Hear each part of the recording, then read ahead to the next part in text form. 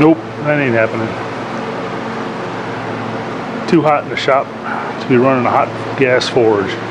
So let's go outside, do some coal forging. Hey, welcome back. Gary Brown, forging on. We're going to start a fire. I'm out here in the shop, did a little bit showing it was too hot in the forge. It was so hot when I came out here, wasn't doing anything. I was drenched in sweat and just getting set up. Shower came in, cooled things off. Feels nice now, but I'm already still sweaty from doing nothing. So we're going to talk about fires. We'll break this up about 5 steps or so. I'll link them as I go. And first thing we're going to do is, this is going to be on coal forge, but this is going to be pretty much the same for any kind of a fuel fire other than a gas forge. So let's get started. First step we're going to do is, I've already cleaned all this out and put it up here. But you want to clean your fire pot out. Now mine's made out of a brake drum, and it's got some holes on the bottom. I let all the powder sift in the bottom, then I go to the trap underneath and let the powder out. I get out all the clinkers, which is the trash. I shovel it out. After it's cooled off, it's easier to get to. And that's one of the reasons they call them clinkers, is just because they clink. They're like metal, where your coal is more of a dull kind of a sound. And then any of the coke coal is coke. So your pure carbon coke is what you want to start with. And some people will build a fire. They'll get little pieces of stick. They'll build them a fire, especially if they have coke. If they're running pure coke, because they need something that's not pure carbon to help get it lit up and started. I've got coke, so I'll put coke in there, and I'll put green coal in there with it, which has impurities, but at the same time, the impurities helps burn, and it'll then turn into coke. So step one, clean out your fire pot, and get out your clinkers. I keep them all stashed up over here in a pile. I got to dump them out here pretty soon. And then the dust, a lot of it goes away, but you can keep this dust to use if you're punching, and also if I'm making a cave on top of this. We'll talk about it at a different time, but one of the things you want to do when you're forging is keep you a cave. So the way I do it, this is the way I was taught to me. There's a lot of ways to do it. None of them's wrong or right or in between. It's just however works for you. Some people find the building those work out the best. I'll take this 2 or 3 or 2.5 pieces of paper here. That's all I need. And I'll wad the first one up into a ball. And then I'll put it in the center of the second one, like this.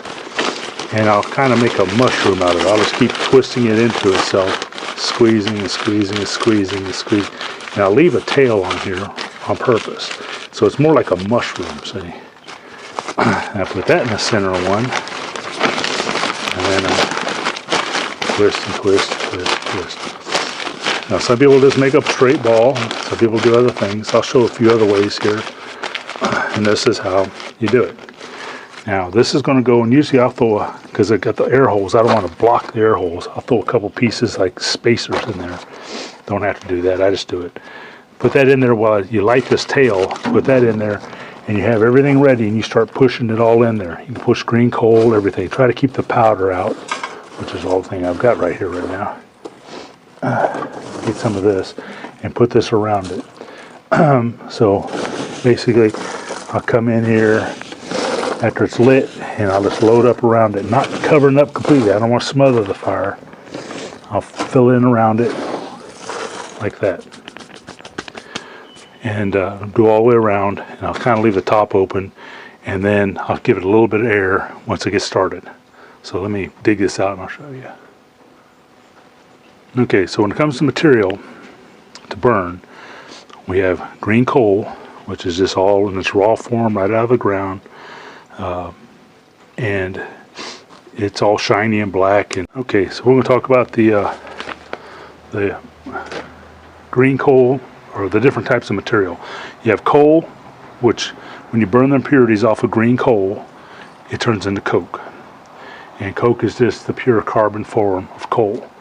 Just like this wood, if I burn it down and smothered it out, let all the impurities burn out of it, it would be down to charcoal. And that is just the same as coke. It's the pure carbon form of wood. And coke's pure carbon form of this.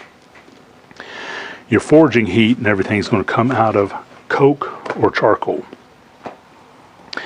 You won't get as much heat out of green coal, but as it burns the impurities off, it turns into coke. So you've always got a fresh batch of coke. You have your fire banked up, your coal banked up next to your fire, and it's constantly cooking the next batch of coal into coke, and then you just chop that off and it falls in.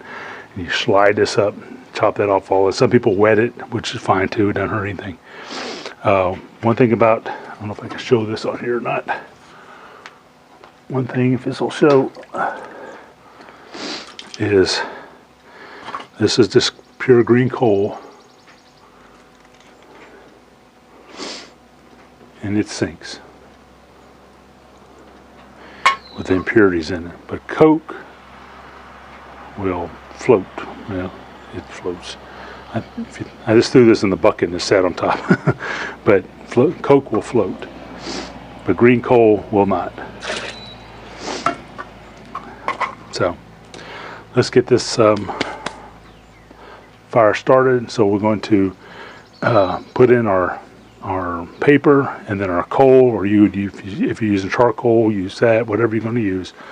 We're going to get ready to start the fire now. And got my lighter. Oops, there it is. Got my lighter. I have to keep looking behind the camera to see what's going on. I don't have a lens to look at. So I'll put some of this in around the edges, and I put a few chunks here in the bottom just to hold the paper off. Just because most fire pots aren't this wide, and so you won't have to do this. Your ball of paper will almost fill the fire pot. But since mine is bigger because it's a brake drum. So what you want to do is you want to light that tail and get it going. And you set that in there and get it kind of flaming up. And you just start punching in. Don't throw a lot of powder in there, you'll burn it out. And once you kind of get all that covered up, you slowly crank it.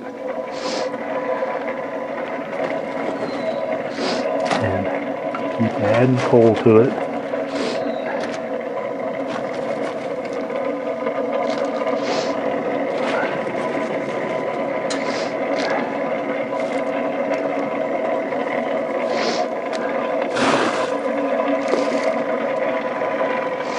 Now, when you go to crank,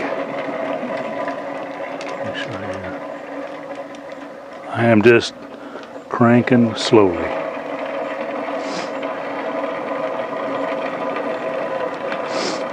If you throw a lot of air to it too soon, you'll smother it out. I keep talking, I won't be able to do anything. Now, this is a little trick you can do. Let me get a small one sheet of paper.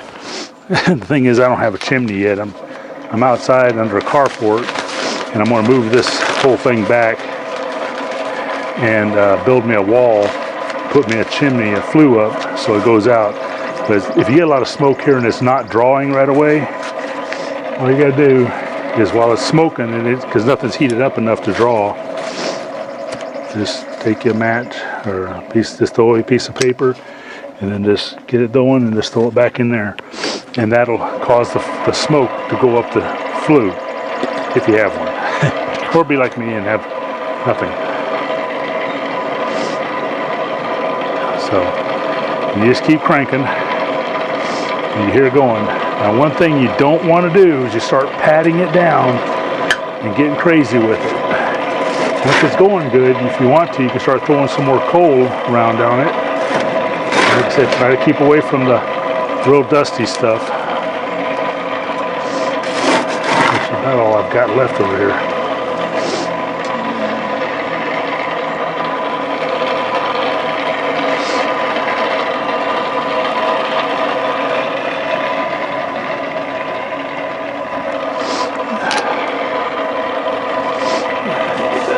That's doing me no good back there, so.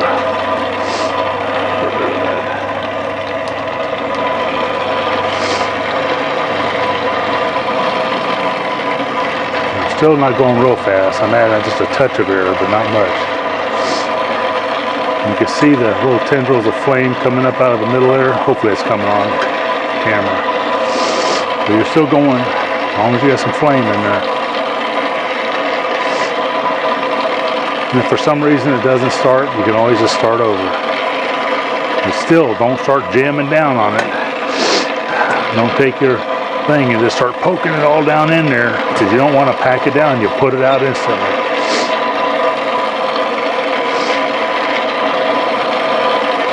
So once you get a flame going, you kind of tell the coal is somewhat taken. I can look down in there. I don't know if I can make it to where y'all can see in there or not. I think you can. Okay, down the side there, I can see some coal. Now I can pick up and I can start going stronger.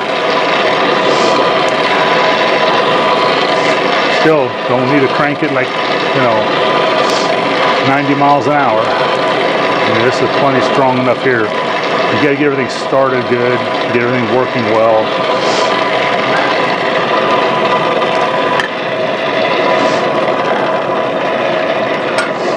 Haven't used this gas forge all summer. Got my notes here.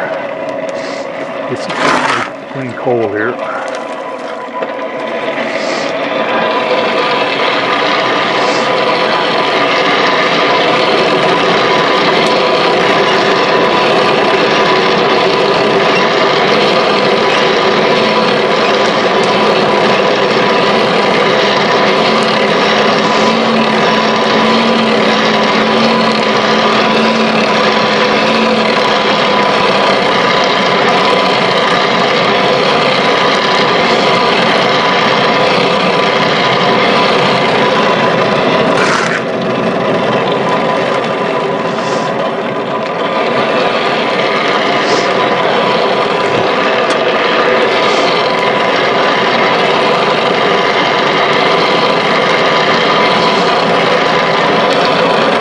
Now when you're going this good, now you can start patting it down, doing what you need to do. But you still, all that smoke you see coming off the top there, if it's coming out here or not, it's hard to tell. But all this smoke coming off here still means it's burning impurities into coke. So as long as you see smoke like that, you're burning impurities. That's just the nasty stuff of coal turning into coke. The other thing is, don't breathe this stuff too much. I was using a small open forge, and I wasn't getting a good draft out away from me, and I just kept breathing that stuff in. I got sick, real sick. I mean, you gotta think it's just all the nasty junk that's in there. And so once you get the flame, it burns. It's like it burns the smoke off. You can get the bust in the flame, you're doing good. Okay. So, I would keep cranking on this until all that smoke was gone and it was just pure coke. And then what you want to do is, a little late now to be worried about my hands, but if you're worried about getting too dirty or something, and mine's so dirty I'm not going to worry about it. Is you get all your coal then that you got, and you bank it up right up next to it like that. And like I said, some people will use a watering can. I still got to make a watering can. It's pretty bad. I've been doing this for 4 or 5 years. I haven't made a watering can yet. And they'll sprinkle a little water over that.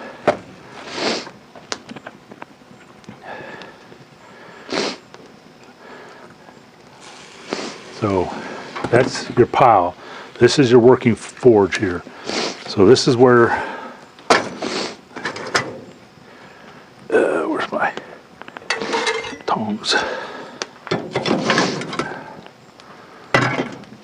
So say you're going to put that in your forge here and work. Now you can just work there all day. But if I'm working on trying to do a forge weld, or I want something really hot, I'll take a lot of this powder stuff, or at least the finer stuff. I don't know if that's showing up, and I'll take that and I'll put that on top.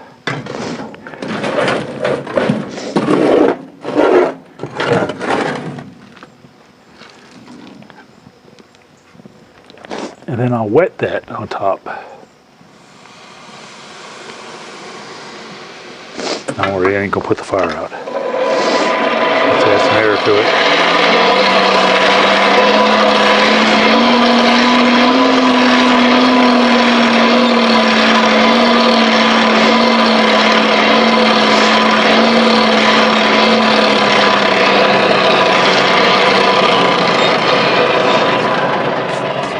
So much smoke in there, it's hard to see anything. Let me show you what I'm working on here.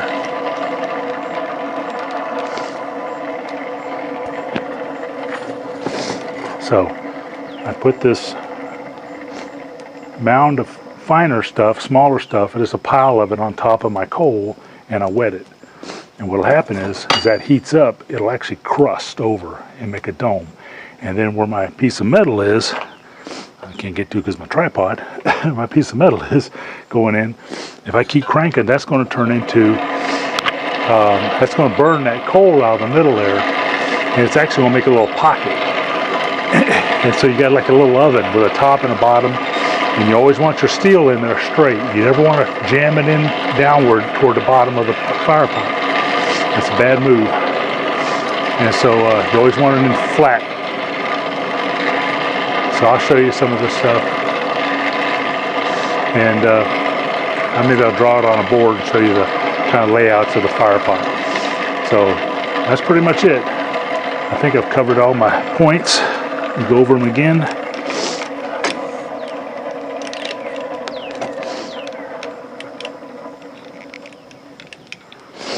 So we're going to clean out our fire pot as number one. Get out the clinkers, all these chunks over here, all that junk. You can see how nasty that stuff looks. It just looks nasty. We're going to get that stuff out, and because they will heat up, they will get red hot, but they'll rob the heat. Some people call them clinkers. Some people actually call them thieves because it robs your heat out of your work. So if you're getting stuff and it won't get as hot as you think it is, even though the fire is blazing, but you can't get your metal that hot, most likely you got a clinker in the bottom eating up all your heat. The next thing is what material you're using. Coal or wood. Coal cooks down to coke. Wood cooks down to charcoal. And that's what you're going to forge with. You're not going to forge with green coal. You're not going to forge with wood. Unless you're working like something soft like brass or copper or something. But you always want to forge with coke. So you want it to burn down into coke. The next thing is, getting your starter. Let's see. Okay, so we talked about you can use wood, especially if you have something like coke or something like that. Because coke is hard to start without some green coal mixed in with it. The green coal is almost like adding the impurities that burns easier. So you want to, if you have coke and mix coal in with it, you can do like I do and just use paper, or sometimes I cheat and I get this little bottle with this hose and glass piece here, and I'll have this on and I'll pile all my coal up. Sometimes I can put my paper in there and still put my paper in there, and then I'll lay that down inside there.